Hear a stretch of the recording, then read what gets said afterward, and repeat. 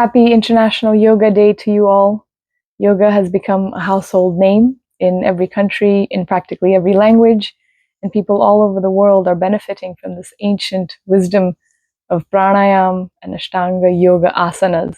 But what we see people practicing are the asanas, the postures, which would aid us in the ultimate goal of attaining that yoga. Yoga is something different than just the asanas, just the postures. So what is yoga? Yoga is to connect, to link, to unite. We have become disconnected from our eternal spiritual identity. We are all eternal sparks of spiritual energy, but we now are consumed by this temporary physical reality, which we perceive with our senses and mind, and we think that this is who I am, this is what I am. And that's the illusion that we need to free ourselves from. The Atman being reunited with the Paramatman. That is the goal of yoga. Interestingly, the closest English word to yoga is religion. The root word for religion comes from the Latin religare, to rejoin, to connect, to link, the same as yoga. So in its true and original sense, yoga and religion are the same thing. But unfortunately nowadays it has a completely opposite meaning. Religion in the West, unfortunately, is a belief system. It's rooted in what you believe, what you have faith in.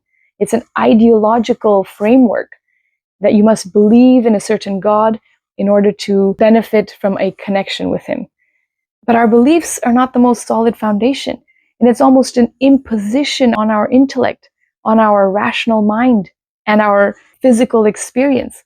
Yoga, on the other hand, has nothing to do with belief. It's not an ideological framework at all. Yoga is a practice. It's rooted in the here and now, in our experiential physical reality. It has nothing to do with what we believe in. You don't have to believe in a God to benefit from the different yogic paths that Krishna describes to us. There's no imposition on our intelligence and rational mind. And you use these yogic paths as a conduit, as a via medium to transcend our physical reality and experience that transcendent, spiritual, eternal reality. Yoga is a practice. It's rooted in the here and now. So real religion, Sanatana Dharma, or real yoga should never be at odds with our intelligence, with our actual experience of the reality here and now. Krishna describes so many different forms of yoga in the Bhagavad Gita. He starts off with Sankhya yoga, analytical yoga. You can analyze and observe the world around you and try to connect with that supreme reality. You can take the path of Buddhi yoga or Jnana yoga and use your intelligence and mind to understand the supreme reality. Or if you're more inclined to action and doing things, then become a karma yogi and experience that union through your actions. Or you can do dhyana yoga, jnana karma sannyasa yoga, the yoga of renunciation, akshara brahma yoga.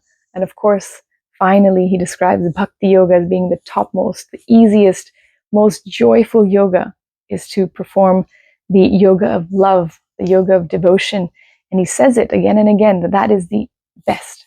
Yoginam api sarvesham. Out of all the yogis, the greatest and the one who is most intimately united and connected with me is the one who worships me and always thinks of me and wants to know me, wants to be with me. That is the greatest yogi. The beauty of Sanatana Dharma is that Sri Krishna, our eternal Father, our well-wisher, our best friend, gives us options. He understands that we're all different. We have different tendencies. It is not a forced imposition on our intelligence that we must believe in something. But unfortunately, the Abrahamic religions have really given religion a bad name. With Abrahamic religions, there's only one option. You either believe in Jesus Christ or Christianity has the right to do crusades against you. You either believe in Allah or the Muslim has the right to do jihad against you. That is not the case with Sanatana Dharma.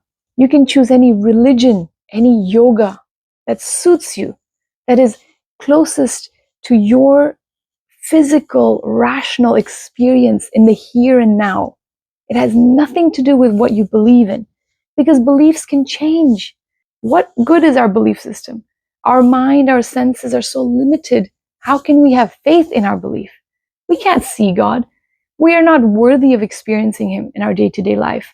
So Krishna says, practice your dharma, practice yoga, and eventually it will all be revealed. When you are truly connected with your eternal spiritual self, you'll be able to experience that spiritual reality. You'll regain that eternal connection with the Supreme Person, with our Creator, with our Maker, with our best friend. That is the goal of yoga. That is true religion. That is Sanatana Dharma. May we all feel connected. May we all feel empowered and enlightened, because that is our birthright. Sat Chit Ananda.